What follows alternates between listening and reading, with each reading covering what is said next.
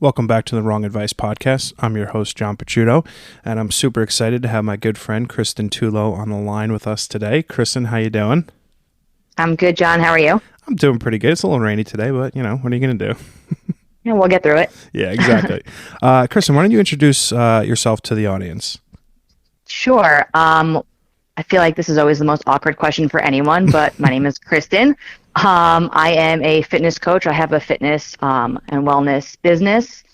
I have 2 dogs. I like to read. I used to write. I feel like this question is always like, what do you do for a living? Kind of just comes out first, but there's just obviously so much more to people. So it's always a tough question to answer. I'm so glad you said that. Yeah, it is. But I just like to, get people a good understanding of who you are. And obviously we're going to dive into the fitness and wellness thing in a bit. You and I have known each other for an alarmingly long period of time. Actually, so I worked from the Devils from 2008 to 2011. And that's where we met.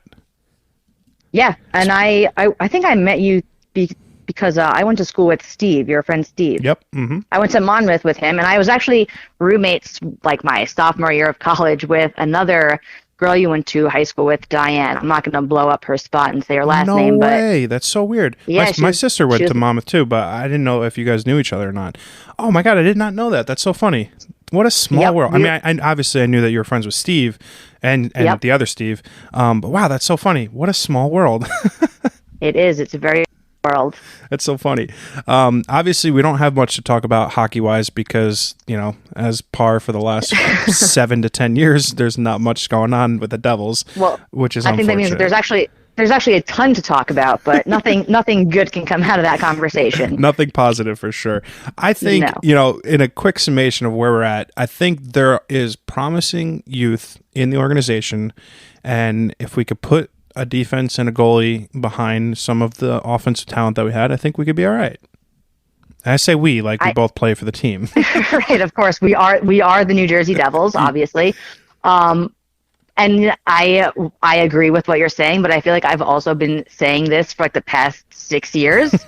Because you have. So I don't know what to think anymore. But it's like the end of the season. We just kind of make ourselves feel better, and we're like, oh well, they beat the Bruins last night in overtime, so there's stuff to work through. It's so hard to get excited about one of those meaningless wins, but Boston's very good, so I just am so sour. I know it's one of those feel good wins, I guess, because you're like, look at this, the youth movement, and maybe one day that'll translate to an actual winning campaign, but. I think that obviously your positive mental outlook is something that I do not share, which obviously leads us into your work, which, it is a job, obviously, but, I often find that people who are into, who do fitness and wellness as a career, it's more of a mindset. How did you get into it? I think you had a normal job before you jumped into this. So kind of talk me through your career progression and your life progression that kind of led you into what you're doing now. Yeah, so it's been a journey. I've definitely done many other things before kind of finding, I guess, my real path, which is always interesting because I guess I was 34, 35 when I made my own fitness business. But going back, I guess I was always working out into that kind of thing.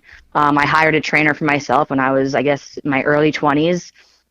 Loved training with her and kind of just fell in love with it. Started reading books on it, podcasts, all that kind of stuff, and just enjoyed learning kettlebells and all the different movements. I had a different job at the time.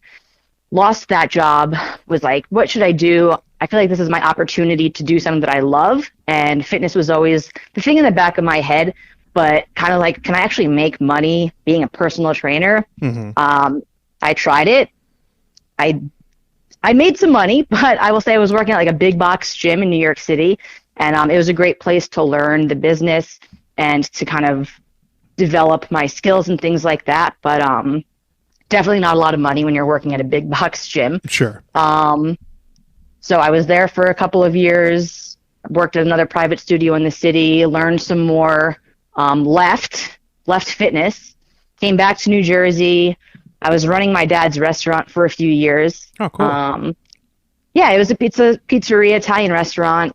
Love Didn't it. love the food industry, but liked other components of it. I liked the marketing aspect, like meeting people. I'm always like a people person. But the entire like restaurant industry was just not for me. So I decided to just leave that, went back to fitness, and then after I should say once the pandemic hit and all the gyms closed, I decided to just start my own company because no one was hiring, and here I am. I love that. It shares a similar kind of path that I've found in life. Obviously, I'm 35, and it's only been in the last couple of years that I've really focused on, chasing down my passions of, photography and this podcast. And I think it's funny. It's also a bit like not sad, but alarming that how many people I have these conversations with, that we have all of these common experiences in terms of chasing the things that we want to do, but it happening super late in life.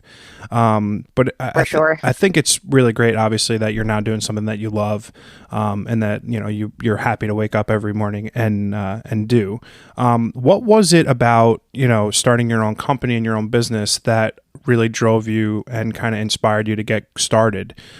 Because it is not easy. I've owned multiple independent self-owned businesses, and it's never a walk in the park. So what was it, obviously COVID and everything, what was like the ultimate push in the back or kick in the pants that made you say like, fuck it, I'm gonna do this? Well, I mean, I guess when your back's against the wall, it's probably the best thing to happen, right? Because I've always imagined working for myself again, because I had been a manager at another fitness facility and had some clients that I was training, but mostly just managing it.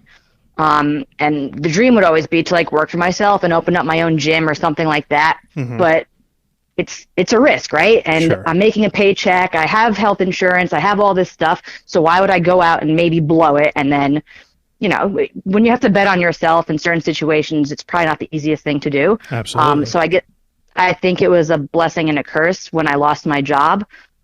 Because like I said, I was applying for all of these other jobs that I didn't really want, but I was like, I need to make money. If I just sit home, I'm going to go crazy. And I was very fortunate because I had some clients, and some friends that knew that I was in the fitness industry prior, and people just started reaching out, and they were like, we're sitting at home. Could you start training me like on Zoom? I have a friend that wants to do it. Another one of my clients was like, will you come and train me outside of my house? Like, we'll keep our distance, but it's been 2 months. I need to start moving. Yeah. And it really just snowballed from there. And all of a sudden I was like, I was just doing it for fun to keep myself busy. And then I'm like, I think I might actually have something here. So got all the paperwork finished, and I'm very creative. So it's Kristin Tullo Fitness. And yeah, creative. Like I said, yeah, super, super creative. But it was kind of just like I needed to get it done because I wanted everything to be like all set up. And a name didn't really seem to matter at the time, and I still don't really care. Yeah. But yeah, like I said, I think I was just super, super fortunate to have good people that trusted me, and I was just able to build from there. I love that. It's funny because I've had we'll call it a love-hate relationship with fitness and health throughout the course of my life, especially most people do. Yeah, especially in my 30s, because the body just doesn't bounce back like it used to, which is sad, but it makes a lot of sense. What's like something that you can tell people that who are just starting off, or maybe they're just starting to decide that there's something about themselves that they don't love, and they want to get back into it? What's like something that piece of advice that you can give for someone who's just like starting to kick off their fitness journey or their wellness journey, or something that they're trying to change about themselves? Yeah, I mean, just start small. People think that they have to like dive in and go 5 days a week and do all these crazy workouts, and like you see all this stuff on Instagram and whatever, but really just start small. Even if that just means like going for a walk for 15 minutes every day. That's a really good place to start. And I know it sounds like very underwhelming and like silly, but walking is great. It's great for your body, it's great for your mind. And then just, yeah, like I said, just take one thing at a time. So commit to something to do every day or every week for yourself, but just don't go into it thinking that you're going to go to the gym every day of the week, because then when you realize that you're not, that's when people start to be like, oh, well, I didn't go yesterday, so like, what's the point in going today? Yeah. There's definitely a point to going today, even though you didn't go yesterday. It's so starting small is just the best way to go. Yeah, that is the reoccurring theme of my fitness journey. It is, I could do it tomorrow. I can. Right. I don't need to do it today, but if I do twice as much tomorrow, it'll make up for the fact that I didn't do it today. And that is so not ever going to work. And then that's the other thing. So like you said, I'll do it tomorrow. I'm a big, like my clients, I probably drive them crazy because I tell them all the time. Every Sunday, put in your calendar, like Monday, Tuesday, Thursday. Those are the 3 days that I know I have time.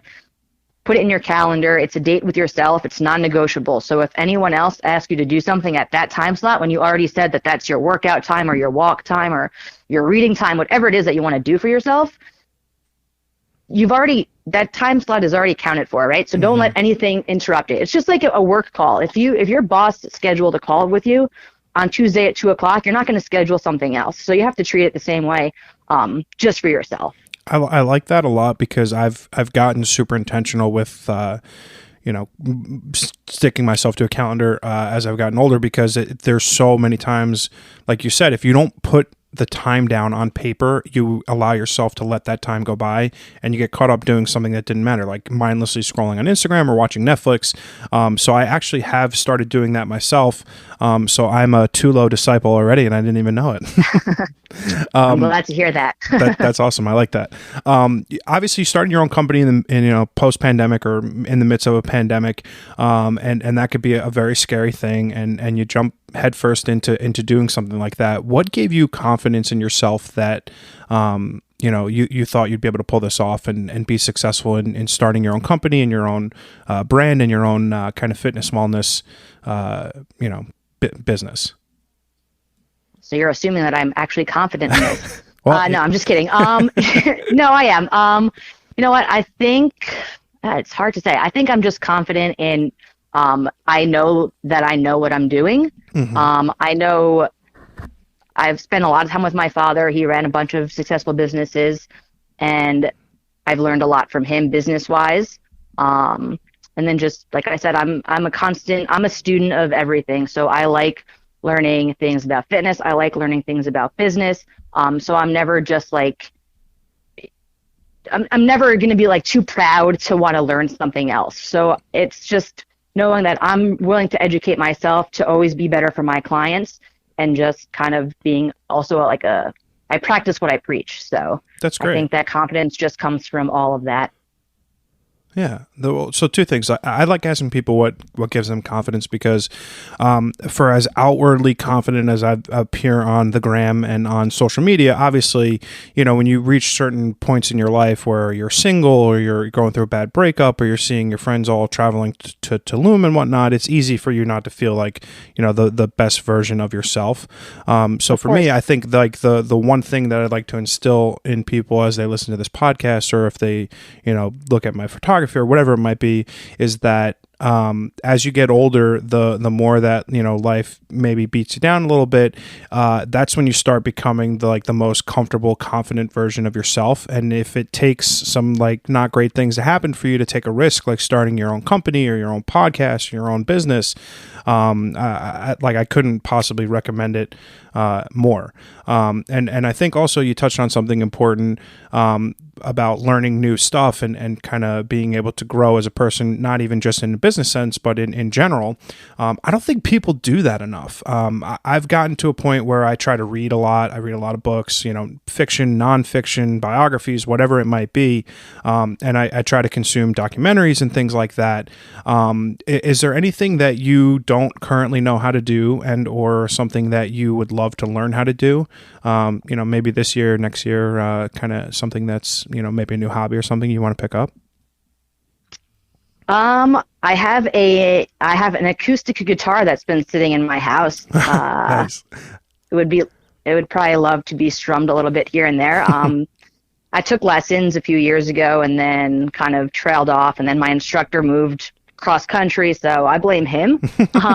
Easier to do that, sure. Yeah, exactly. Obviously, it's not me. There's no one else in New Jersey that could possibly teach me. So, thanks a lot, Evan. Yeah. Yeah, but I mean, I would love to learn to play the guitar, but I don't know how much I'm actually would love to learn to play it since I haven't done it yet.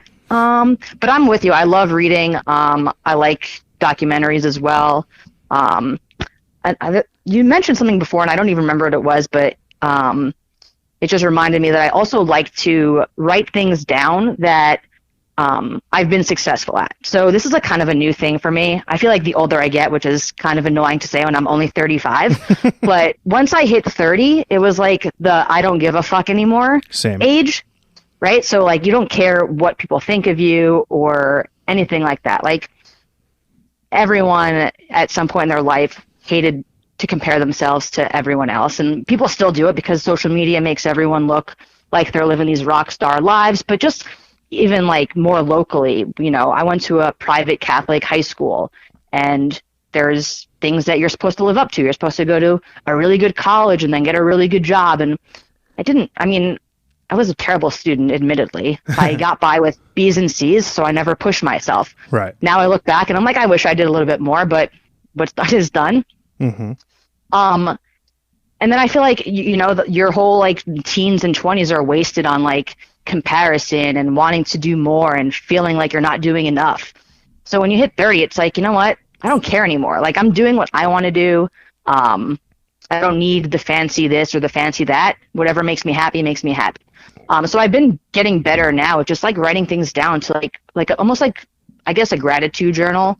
Jotting down a few things every day that feel like successes to me. Like it can be anything, like, I don't know, my dogs do something and my clients accomplish something. So it's not just what I'm doing. It's just like, people around me and what's going on. That's awesome. I mean, truly awesome on so many levels, because I couldn't possibly agree with someone more. I think for sure, once I hit 30 and maybe even it took a couple years after for me to learn the lesson of not really giving a shit what other people are doing around me, it was such a freeing kind of moment in my life when it's like, yeah, I don't need 5 more pairs of Jordans, even though I love sneakers. I don't need, right. A nicer car because XYZ. It's really nice to have, kind of graduated mentally to that state. And to go in turn with that is I've started writing a lot more again too, and I used to do a lot more back in my 20s, but I've started doing something every morning very similar to you. Is like, what am I thankful for? What am I looking forward to? And like, what am I trying to accomplish either today or this week or this month?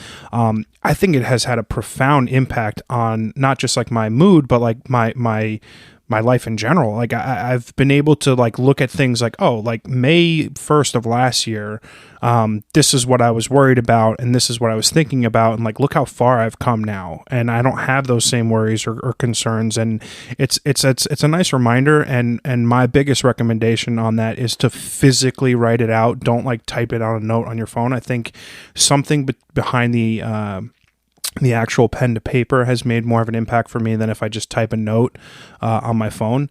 But man, you just touched on so much stuff that I couldn't possibly agree with you more. And I love that.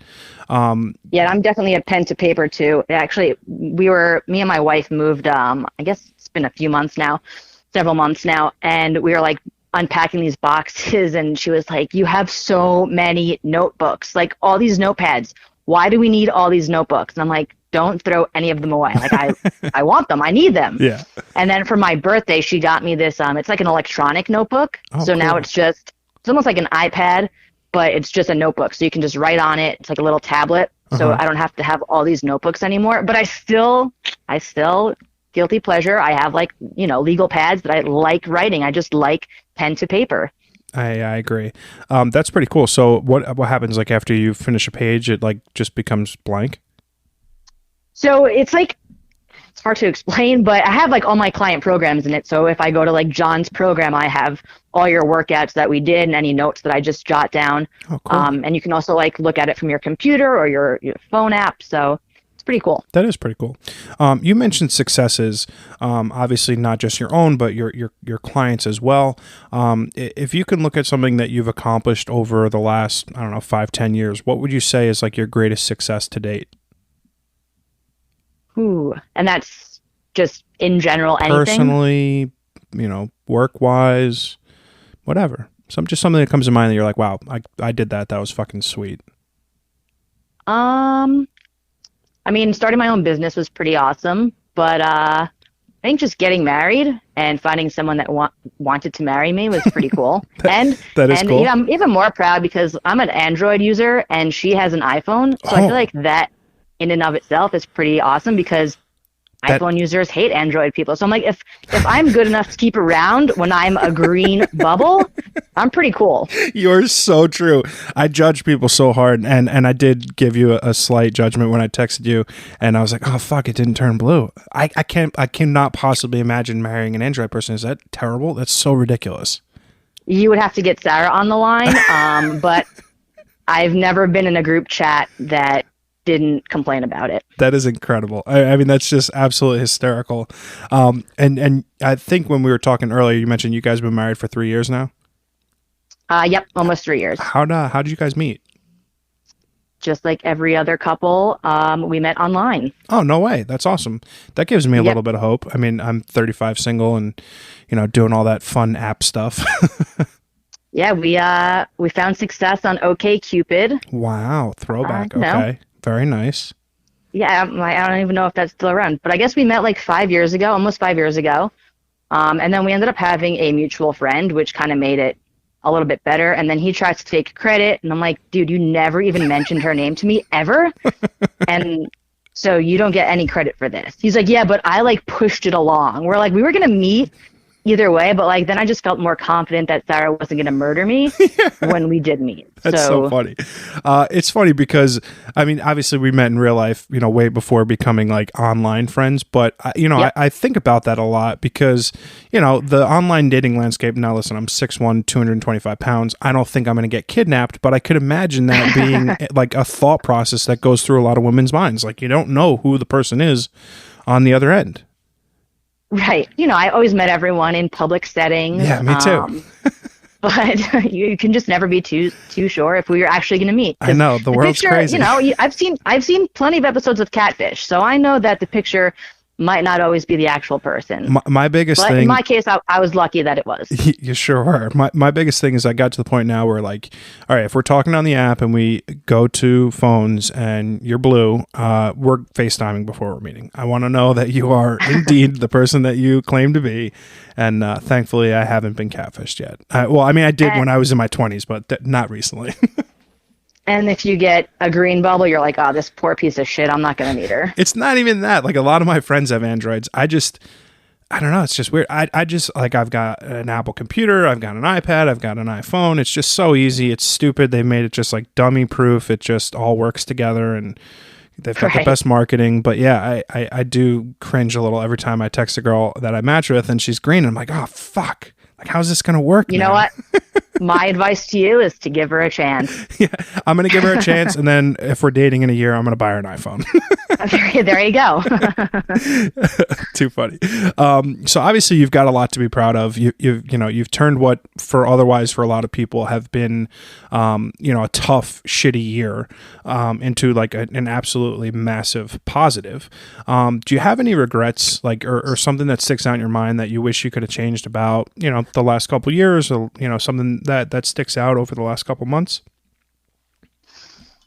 I mean, my only regret over the last couple of years would probably, looking back, I wish I did something like this sooner, like starting my own business. But, I think everything happens for a reason. And every other job that I had, I consider just a learning experience. And I took from that the positives and negatives and things that I could take with me and things that I knew to stay away from, and just helped that build what I'm building now. So, I mean, there's plenty of regrets in my life, but over the last couple of years, I think I've been lucky enough to not really have anything major. That's awesome. I like that. And I love that for you. That's great. Obviously we were talking about, your fitness business. I struggle with mostly food consumption. Like I've been doing the intermittent fasting thing for the last year, and I've seen such amazing results. And obviously it couples with what you're eating and putting in your body and, my exercise regimen. What is something small that I can do from a food perspective that will make a huge impact long term? And please don't say stop eating carbs. I would never say to stop eating carbs. It's a loaded question just because, it's like, oh, well, I don't really know what you're eating and things like that, not to like be too I had Taco specific Bell and for give lunch. such a, you know what, if it fits your calories and you don't overeat the rest of the day, I say I hope you enjoyed that Taco Bell. It's Cinco de Mayo. It felt like the right thing to do. No, you did. You were right. That's perfect. But yeah, I mean, and this is going to sound bad now after you told me what you had for lunch, but, processed foods, just minimalizing it, eating good protein, making sure you're getting fiber in. I think one of the problems with like the fitness and health industry is that people try to overcomplicate things when it's pretty simple. It's not easy, but it's simple. Right. That's like going back to what I said before, like don't do everything at once. So just start with one meal. If you're struggling, take one meal and be like, for lunch, I'm going to have a big ass salad with some protein, and that's going to set me up for dinner. And then every day that week, you just make sure that you're getting your vegetables and everything in, and start basic, start easy, and just don't go crazy, because that's what happens then is then you're going to like binge on Taco Bell for the next 3 days, right? Thankfully, no, but yeah.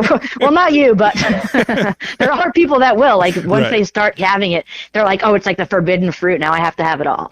Yeah. No, I totally appreciate that. I was recently listening to one of Joe Rogan's podcast episodes where he had Ethan Suplee on. Do you know who Ethan is?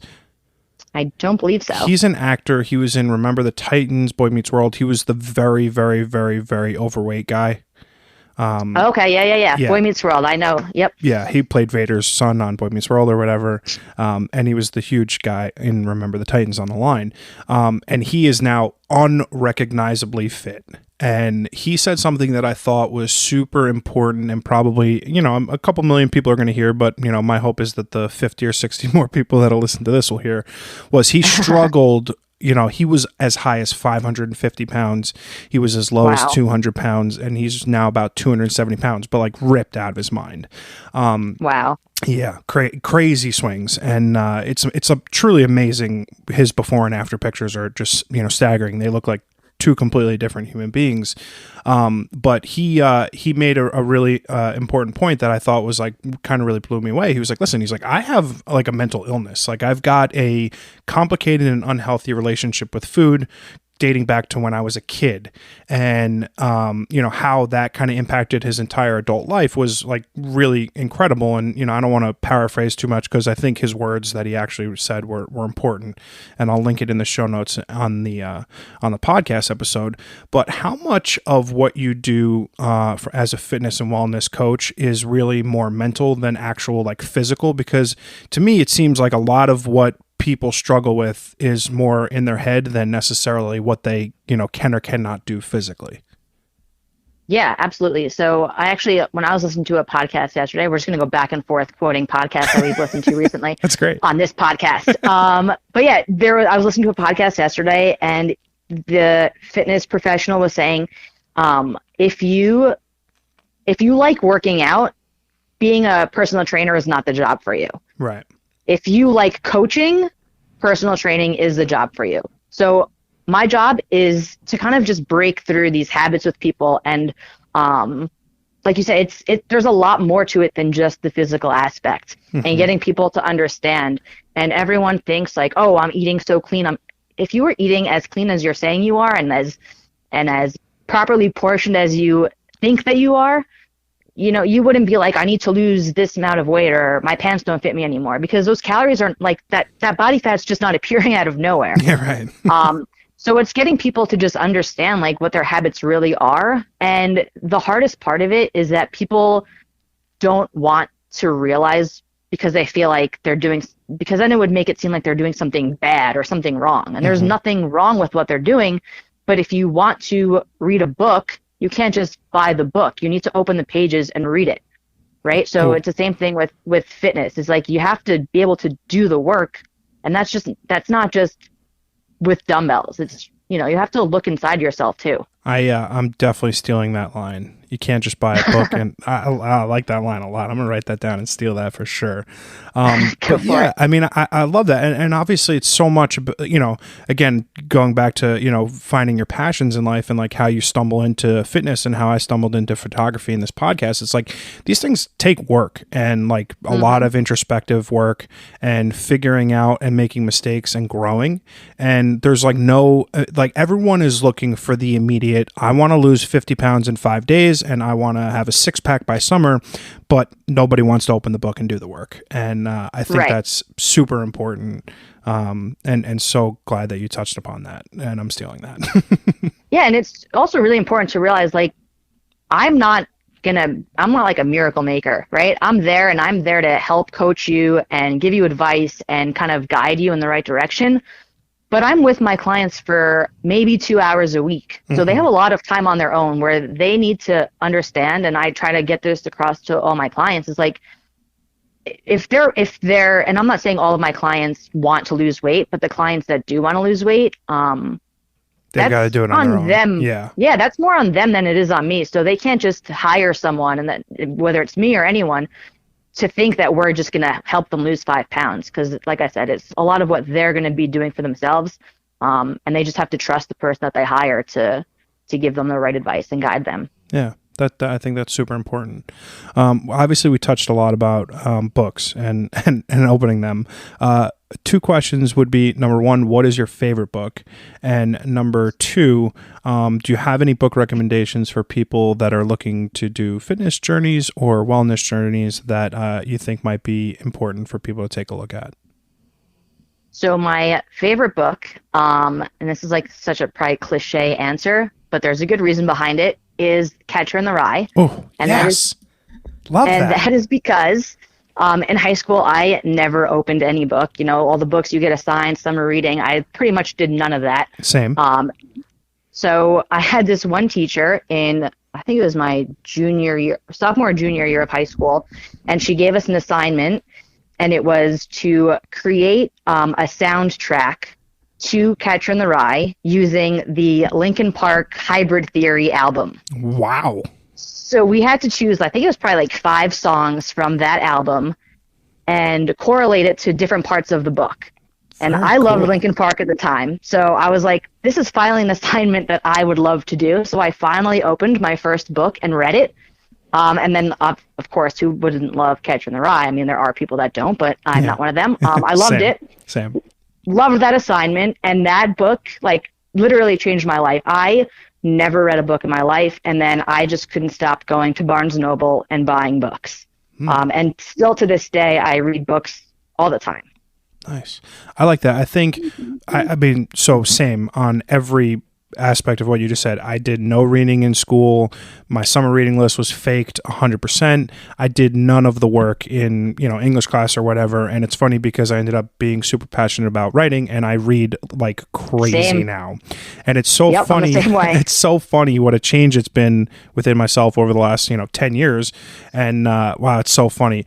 I too love Catcher in the Rye, and I think it gets a bad rap because it's, woke culture and all that dumb shit that I don't want to talk about at all. Right. But do you have any fitness books or wellness books that you think are good for people to pick up? I mean, if you don't have one off the top of your head, but yeah. Yeah, no. I loved Atomic Habits. That was a really good book. I think it's by James Clear, I want to say. Okay. That was a really good book. I try not to read too many fitness books, just because sometimes when I'm reading, I just want to zone out. So I used to read a lot of like sociology, psychology, all kinds of books. And now I just try to read more fiction, because that's when I can just kind of zone out and mindlessly read. I'm with you on that. I read everything. I just, if someone, and this is such a selfish question, I don't necessarily care for people who are listening to this to get a book recommendation. This is all for me. This is totally selfish, totally selfish on my part, because it's crazy. I love to read, and it's funny how, media is different now, right? We've got access to every movie in the history of the world, and we've got access to every book in the history of the world, and it can be super overwhelming, but it's also kind of great. Absolutely. You've obviously got a lot of free time in your hands because you're spending an hour with your favorite New Jerseyan, John, in the middle of the day. I'm just kidding. What do you like to do on the weekends? Obviously, you've got 2 dogs, but what do you and your wife kind of do to kind of relax on the weekends, free time, just kind of veg besides reading or working out? We like to just go for walks, be outside as much as possible, especially now with the nice weather.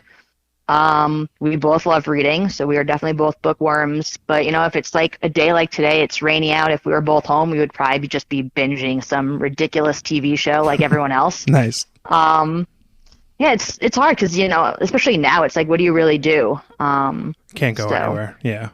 Yeah, exactly. Like, we like to go to breweries and things like that. But nowadays, it's just a lot of Netflix. We've definitely watched most shows. Ted Lasso was a recent one that we just finished. I don't know if you've seen that, that was awesome. I've watched it twice. It is so wholesome. So good. It is so wholesome. I did not expect it to be as heartwarming as it was. I thought it was just going to be like a stupid comedy, and I kept putting it off, even though everyone was like, you have to watch it, you're going to love it. We finally popped it on the other night, and we were like, why did we wait so long? I know. It's so good. And I think it boils down to Jason Sudeikis' character and his portrayal of this fictional character, because he just brings a level of, genuine, I don't know, kindness and warmth to the role that it's just like, oh my God, this is the best show. And it could have been cheesy. It could have gone the way of like a cheesy, dorky 30-minute comedy about this, guy who goes to coach a soccer team, never having coached it before. Right. But it's just so wholesome. There's such heart to the show. I've been telling people for like months or maybe a year now to watch it. It's so good. Oh, I'm so glad you watched that. If anyone is listening right now and they have not watched it, do yourself a favor and turn it on. Yeah, for sure. So obviously you're in love, you're married. You've got a successful internet to life marriage. What is something, so like obviously, I'm single currently. I've had some really great relationships, some really bad relationships. What do you think is like 1 or 2, maybe 3 things that, is super important for a relationship or for your relationship that you can kind of speak to that like makes it work? It could be just personal experience with having commonalities or whatnot, but what's something that you think is like something that makes you guys work so well? I think we are good communicators, and that's mostly comes from Sarah. So I'm probably not the best communicator, she would say, but she almost, and I don't want to say forces me because that sounds like a bad thing, but we talk about things that maybe other people might brush under the rug and not want to talk about. Mm-hmm. And it could be small things, it could be big things, but if there's something going on, we talk about it. And I think that that's just like a huge thing. And it sounds like, again, probably cliche and whatever, but I think when you have good communication and trust, I think it's just what makes it work. We have a lot of things in common, but we have a lot of things that we don't have in common. And I don't think that really at the end of the day matters. Because the more important things that keep our relationship what it is, we see eye to eye on. Yeah, I don't think that's cliche. I think that's super important. Yeah. Yeah, and I think that we both learned a lot from past relationships, which is another good thing. We were both in longer term relationships before we met each other, and they just didn't work out. It wasn't anyone's fault, or there was no like big bad breakups. But me and my ex, we just didn't, it was just came to the point where we realized that we weren't going to be together for the rest of our lives. And there's nothing wrong with that. The worst part was like, you feel like you wasted a couple of years of your life, but yeah. so what, you move on and you just take things like that you've learned. It's like I said about running a business, right? You take things that you've learned and you put it towards what you're doing now. And, I think that that's really really all it is. That's great. And you touched upon communication, which I think is probably one of the top threes for me in a relationship. And it for sure never was, because I'm very similar to you in that it would be like pulling teeth to ask me what's wrong or blah, blah. It's hard to be extremely vulnerable and open with someone, even if they are your significant other, because at the end of the day, they have this ability that they can take that information and really hurt you. And it took me a really long time to be able to kind of get over my own insecurities about the things that I have going on in my life or going on in my head and be able to share that with a person.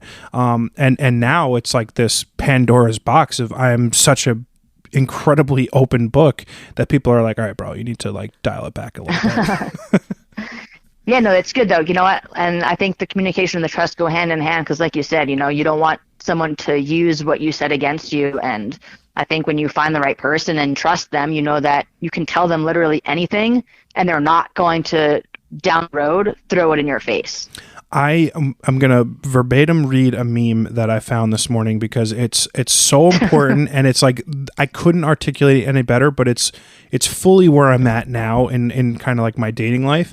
It says, I hate small talk. I want to talk about atoms. I want to talk about death, aliens, sex, magic, intellect, the meaning of life, faraway galaxies, music that makes you feel different, memories, the lies you've told, your flaws, your favorite scents, what your childhood was like, what keeps you up at night, your insecurities, and your fears. I like people with depth who speak with emotion from a twisted mind. I don't want to know what's up. And it's funny because I definitely for a long time only wanted to know what's up, but being more comfortable in the person who I am and having the confidence in like the person that I've become, I'm more ready to be vulnerable with people about my insecurities or things that I'm thinking of or etc. So I think it's so appropriate for where I'm at in my life right now. Absolutely. I like that. And you know what? I should also say that part of my confidence, I think, also comes from Sarah, who has confidence in me, because when I lost my job and I didn't know what the heck I was going to do, she supported me 1,000% on me taking this chance and coming up with this business and working crazy hours to get it off its feet. And I think, when you have a partner that has confidence in you, you just automatically kind of, stand a little taller, I think. I think that's so hugely important. And what is the one envious thing I have about people who are in like happy and healthy relationships is at times it's great. I've got an incredible group of friends and my family is incredible. And for sure, they give me the confidence to be able to stand up and, start a podcast, chase my dream of being a photographer, etc. But when at the end of the day, when you lose your job and you've got nobody else there for you, it's nice to have a person that loves you unconditionally and is like there to support you. Exactly. And it's incredible. I absolutely love that. Yeah. And, they also ask the tough questions too. Cause you know what, if I went to my friends and I was like, I'm going to do this, they'd be like, yeah, you know what, go for it. Do it. Yeah. But when you have someone at home, right. Exactly. When it's your wife or your husband or whoever it may be, and you tell them, she wasn't just like, yeah, go do it. It's like, are you sure? Do you know how to do this? Mm-hmm. Like, where are you going to start? And, the questions that need to be asked before you get too ahead of yourself. And you're like, yeah, I'm just going to do this. I'm going to do that. I'm like, see ya. It's like, take a step back, let me ground you a little bit. Let's talk about it. I'm going to support you, but I also want to make sure that you understand what you're getting yourself into. 100%. Know fully what you're getting yourself involved in, and I'm here for you, but also I want to see you be successful. And right. That's so great. Right. For sure. I mean, that's so crucially and important. Obviously, you've started your business journey in the last year. I think has it been a year now? No, I was just doing it for fun, really, for the first 2 months of the pandemic. So it's been about 6 months, I guess. Gotcha. Okay. Since it's fully been going. So obviously this is a bit of a loaded question, but it's a new thing. It's something that you're being successful with. It's something that you love and enjoy doing. Where do you see yourself and your business 5 years from now? It is a loaded question just because I feel like, and I mean this in the best way possible, I've spoiled all of my clients because I show up to their houses with all my equipment. I train them. I leave. They hop back on their Zoom and they go about their business. my dream is to open up a studio, which I'm sure at some point I'll do, when things, become a little bit different than they are now. But it's just making sure that everyone is going to be ready to transition back into gyms and things like that. So I'm kind of like a traveling gym right now. Sure. I have my car is full of dumbbells and kettlebells and battle ropes and anything that we might need for a workout. Hope you have an SUV. I do, luckily. Yeah. But yeah, so I mean, down the road, I definitely want to have my own studio for private training, small group training, things like that. But I'm not going to rush into anything just to do it to puff out my chest and make it seem like, whoa, look what I did. I want to make sure it's at the right time and it all makes sense during whatever's going to happen in the world over the next couple of years. Crucially important, obviously. And I think that's part of how your wife probably is a really good crutch in that regard, because you probably touched on something in there that's super important. That is, you want to open a studio. Maybe that's like your biggest dream. That's something that is super important to you and inspire to do, but doing it the smart way, the right way, in this insane COVID world. I think that's what you just said, by not doing it to puff out my chest, could not possibly be any more appropriate for the conversation that we're having. Yeah, I mean, maybe a few years ago, younger Kristin would just be like, whatever, I'll figure it out. I'm going to do it. But, it's not just, buy an Xbox, which I would do just because I felt like it that day and I wanted to play one game and I might not play it again, ever again, which it's collecting dust in my cabinet right now. But, you just have to do things the right way, I think. I think that's awesome. And it goes back to so much growth that I've encountered personally, and that I'm sure you can obviously attest to as well, is that over time you start realizing how it doesn't matter the persona that you play on the internet, because that's not the person that you are.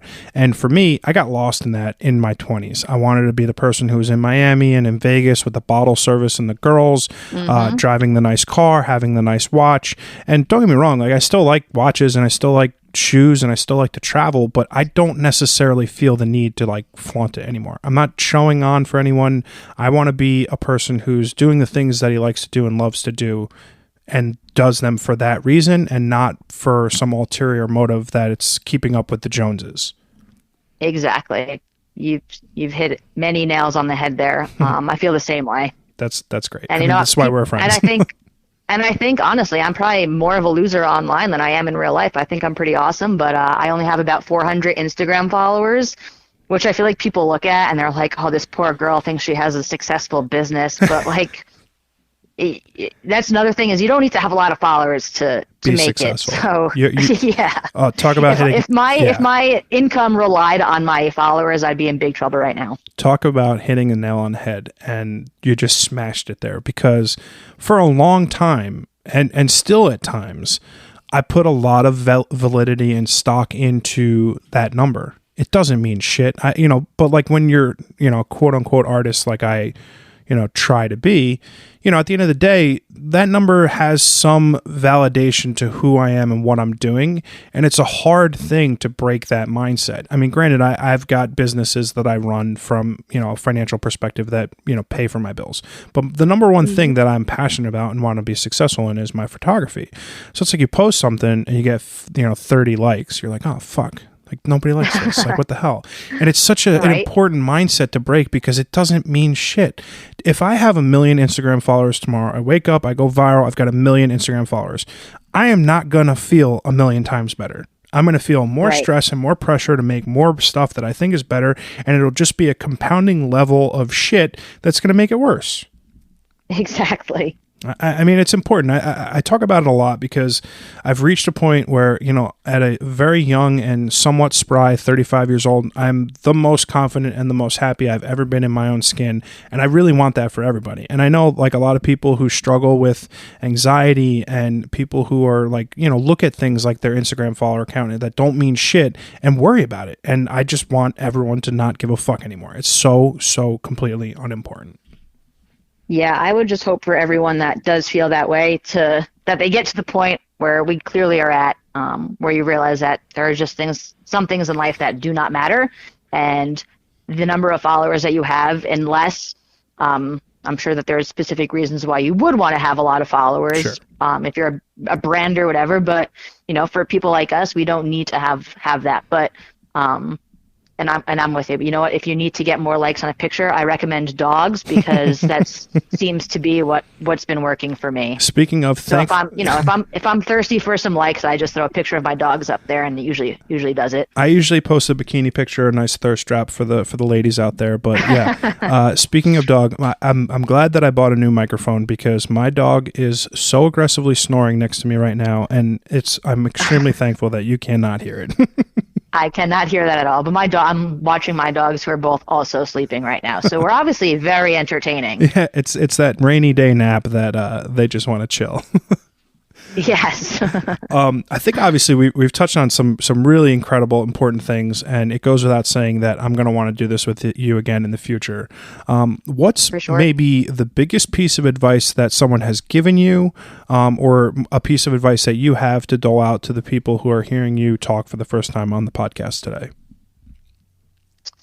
Man, another loaded question. I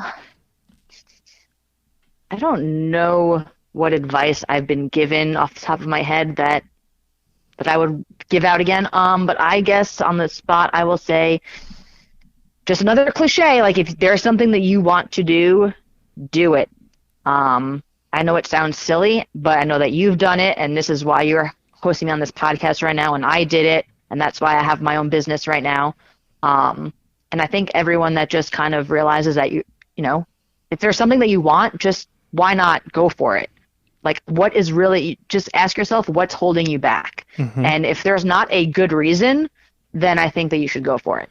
I like that. And obviously it goes without saying that I completely and utterly agree. And my piece of advice would have to be that, and I think it's like a Thomas Edison quote or Ben Franklin or I don't know who, lost time is never found again. And I think as you get older, you start realizing, as things get taken from you more and more frequently, whether it's people, jobs, stuff, etc., that there's really no guarantees in life. And I think exactly, if you can spend your time making the most of that time, whether it's reading a book you want to read, seeing a movie you want to see, starting a podcast you want to start, building a business you want to build. It doesn't have to be anything big. Mm-hmm. Like you said, if it's getting a book and reading that, like, do it. Yep. There's no point in waiting. I completely 100% agree.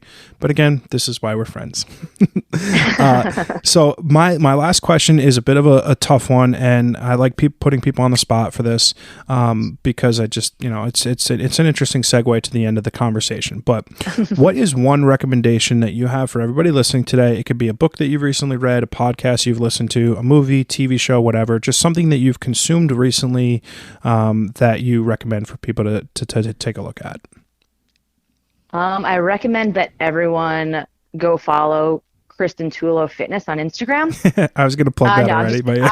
I'm just kidding. No, I'm just kidding. My recommendation, seriously, is Yasso frozen yogurt bars. Ooh. I don't normally like, I guess it's Greek yogurt. I'm not really a yogurt person, but these bars are awesome. It's like eating ice cream, and every flavor that I've had is amazing. So that's my recommendation. I mean, they're 100 calories if we're going by calories. I never really looked at everything else, to be honest, because I just enjoy it too much to ruin it. Oh. I'm all about 100-calorie snacks. Yeah, I mean, it's a perfect after dinner treat. Nice. Oh, I'm gonna definitely be buying some of those for sure.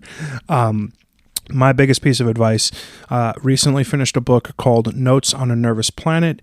It's by Matt Haig.